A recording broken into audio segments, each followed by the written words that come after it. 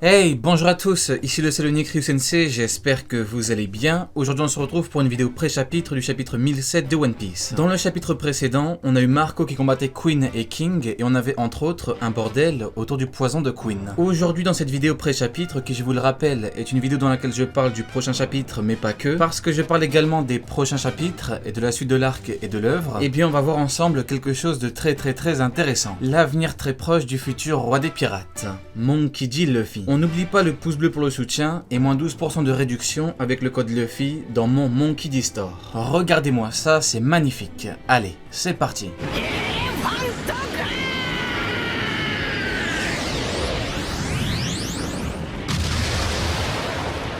Il y a à peu près un mois, j'ai consacré une pré-chapitre à Zoro et cette pré-chapitre s'intitulait La fin de Zoro. Si ce n'est pas déjà fait, je vous invite à la voir, le lien est en description. Dans les grandes lignes, j'affirmais que Zoro allait très prochainement combattre le second du roi des bêtes, donc King, et qu'il ne finira pas son combat contre Kaido. Je vous ai clairement donné rendez-vous pour la confirmation, et le rendez-vous est toujours confirmé. Alors oui, pour ceux qui ne me connaissent pas, effectivement, c'est vrai que c'est très rare que quelqu'un donne carrément un rendez-vous pour quelque chose de théorique, mais les anciens peuvent vous confirmer que ce type de rendez-vous n'est jamais donné au hasard sur l'Euro Jackson, notre navire. Du coup, aujourd'hui, on s'attaque à Monkey D. Luffy parce que pour vous, j'ai analysé son cas. Alors en fait, actuellement, le futur des pirates combat le roi des bêtes qui a un niveau assez extraordinaire. En effet, c'est la créature la plus forte au monde, en d'autres termes, c'est vraiment quelqu'un. Comme je vous l'ai expliqué et prouvé il y a un an, il y a un parallèle entre l'arc Onigashima et l'arc Enies Lobby. On ne va pas en reparler en détail, je pense avoir assez prouvé. Et d'ailleurs, depuis l'histoire avec Sanji et Black Maria, tout le monde a enfin compris. Pour le coup, le plus important, c'est le parallèle entre les deux antagonistes finaux. Remettez-vous simplement dans le contexte de l'époque. Rob Lucci, assassin légendaire, boss du CP9, c'était vraiment quelqu'un. Et d'ailleurs, il était le boss d'un groupe de Zoan, comme un certain Kaido. Je dis ça, je dis rien. À l'époque, il avait un peu humilié Luffy et Zoro. Il semblait quasiment invulnérable, puis avec son fruit, on a découvert qu'il était archi fort, archi résistant, archi tout ce que vous voulez. Et pourtant, Monkey D. Luffy l'a battu. Du coup, faites-moi confiance et s'il vous plaît, allez au-delà des apparences. Monkey D. Luffy va gagner contre le roi des bêtes. Ça, c'est pour la victoire. Par contre, bien sûr, il y a beaucoup de choses qui vont se passer entre-temps. Déjà, on a la forme hybride de Kaido. Comme on l'a beaucoup vu ensemble, la forme hybride d'un Zoan est sa forme la plus combative. C'est très simple, ça veut dire que Kaido atteint sa puissance maximale en forme hybride. Si je devais vulgariser un peu le truc, je dirais qu'en forme normale, il a 33%, qu'en forme animale complète, il a le double, et qu'en forme hybride, il atteint 100%. 100% de sa puissance. En fait, la forme hybride est tout simplement la combinaison parfaite de la forme normale et de la forme animale complète. Maintenant, encore une fois, c'est juste de la vulgarisation, histoire de schématiser un peu. Du coup, il faut regarder ce qu'il s'est passé avec sa forme animale complète et avec sa forme normale. En forme normale, il a mis Luffy KO pré-entraînement avec un coup de Kanabo. En forme animale complète, il a une très grosse force de feu et des techniques élémentaires dévastatrices, mais c'est vraiment une cible facile pour tout le monde.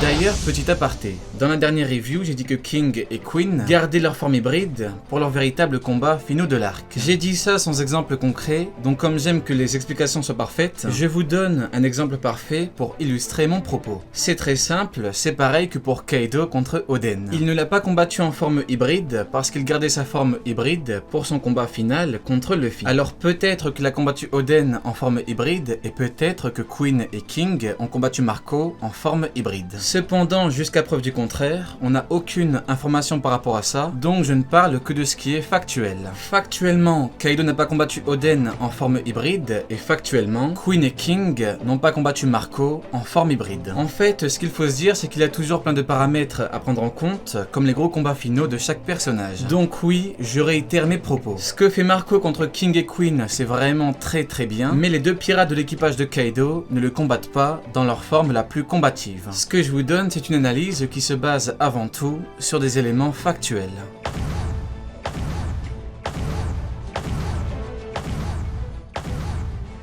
On a parlé de la forme normale de Kaido, de sa forme animale complète, mais par rapport à sa forme hybride, on n'a justement jamais vu en combat, et d'après ce qu'on a vu dans l'œuvre, une forme hybride est une combinaison parfaite entre une forme normale et une forme animale complète. En d'autres termes, le roi des bêtes aura la mobilité qu'il a en forme humaine, mais avec beaucoup plus de vitesse, beaucoup plus de force et beaucoup plus de résistance, et ce parce qu'on a le cumul avec sa forme animale complète de dragon, sans oublier les attaques élémentaires.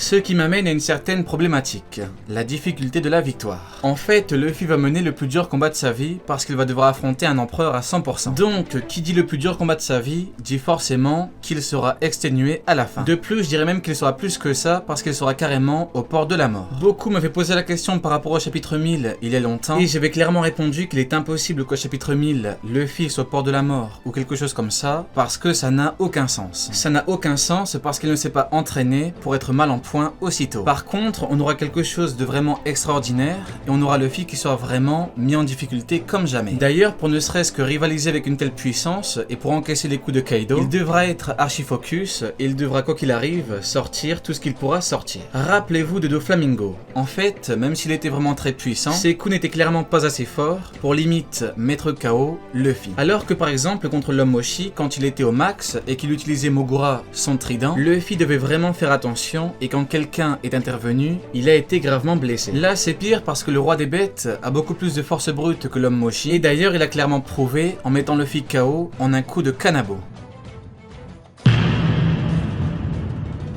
Maintenant pour reparler de Rob Lucci. Rappelez-vous de la fin du combat parce que Luffy était vraiment exténué. En fait, ce qui l'a réellement poussé à se surpasser, ce sont les cris d'Usopp, son ami. En effet, le futur roi des pirates s'est rendu compte qu'il n'avait plus d'autre choix que de tout donner dans les dernières secondes. Ça s'est joué à rien, mais il a réussi. Le plus important c'est son état parce qu'il était catastrophique. En fait, il était quasiment immobilisé, contrairement à son combat contre Katakuri où il a pu se relever et partir. Monkey D. Luffy a vraiment grandement évolué. Que ce soit au niveau du haki, de sa force, de sa vitesse ou de sa résistance, il a évolué à tous les niveaux et il continue encore et encore à évoluer. Il faut toujours garder en tête que c'est l'une de ses forces. Il évolue constamment, il a un potentiel évolutif colossal. Et d'ailleurs, c'est également ce qui rendait le fils du roi des pirates aussi dangereux, son potentiel évolutif. Je vous rappelle que Barbe Blanche voulait faire de lui le roi des pirates. Il voulait faire de lui le roi des pirates parce qu'il savait qu'il avait le potentiel pour devenir le roi des pirates. Et encore une fois, on en revient à l'éternelle question, qu'est-ce qu'être le roi des pirates? Eh bien la réponse est simple, c'est être le pirate le plus libre au monde, ce qui passe par être le pirate le plus puissant au monde. Et d'ailleurs on sait que Newgate n'a pas voulu venger Oden contre Kaido parce que selon lui, il y aurait eu beaucoup trop de pertes. À votre avis, qu'aurait fait Goldie Roger le roi des pirates à sa place? La réponse est simple, il serait parti, il n'y aurait pas eu de pertes. Pourquoi? Eh bien parce qu'il était beaucoup trop puissant. C'est très simple, il a battu la plus grande menace au monde, Rox Zebek, qui était le capitaine de Kaido, Big Mom, Shiki et même Barbe Blanche. 1週間後俺の財宝か欲しけりゃくれてやる探せこの世の全てをそこに置いてきた Rappelez-vous de Skadigarp. Roger pouvait anéantir une armée entière juste parce qu'un soldat avait insulté l'un de ses hommes. Ce que je vous donne là, c'est une réflexion de pure logique. Je ne me base que sur ce qu'on a dans One Piece. L'équipage du roi des pirates a battu l'équipage de Rox qui était l'équipage le plus puissant au monde. Même si j'aime beaucoup l'équipage de Kaido, ce n'est pas lui qui ferait quoi que ce soit contre eux. Tout simplement. Roger contre Kaido, King contre Rayleigh et Queen contre Gaban, je pense qu'il n'y a pas photo. Oui.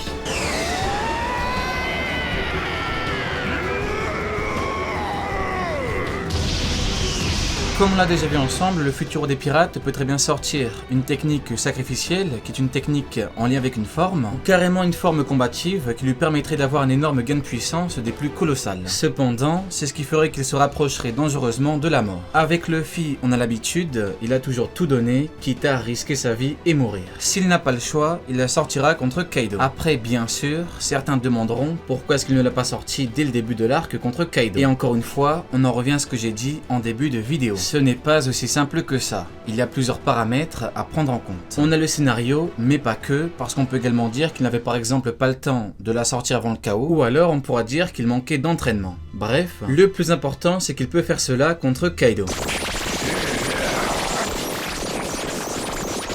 Je sais qu'il existe une théorie très connue par rapport à Trafalgar Law qui dit qu'il va se sacrifier avec le Hope Hope no Mi et la fontaine de jouvence pour Luffy. Alors en fait, je ne voudrais pas passer pour celui qui fracasse entre guillemets des théories répandues plus ou moins mondialement, mais en fait c'est littéralement impossible. Je sais que ça paraît choquant que quelqu'un dise tranquillement impossible, mais Attendez, je vais vous dire pourquoi. En fait, la technique ultime du Ope-Ope no Mi permet d'accorder la jeunesse éternelle à quelqu'un. En d'autres termes, le futur des pirates ne grandira plus, il restera éternellement sous cette forme. Du coup, laissez-moi vous poser une question simple. Est-ce que pour vous, il est ne serait-ce qu'envisageable que le protagoniste principal ait la jeunesse éternelle? Si vous avez répondu non, eh bien vous avez totalement raison. Et pour le cas de Luffy, j'ai la preuve formelle que c'est impossible. En fait, l'auteur monsieur Eiichiro Oda a dessiné le futur des pirates s'il restait en vie à 40 et 60 ans. Inutile de continuer, Luffy ne peut pas avoir la jeunesse éternelle. Oui, maintenant il existe un contre-argument parfait à cette théorie, et oui, c'est une exclue de Lauro Jackson. Maintenant, par rapport à la fin du combat contre Kaido, Luffy sera exténué, mais en toute logique, il ne perdra pas la vie parce que sinon, rien ne pourra le faire revenir. À moins qu'un autre personnage comme Marco ne garde quelque chose en réserve pour le sauver, ce qui pourrait par ailleurs causer la mort de l'utilisateur. Allez, Jané, tu n'auras pas regardé ma vidéo pour rien.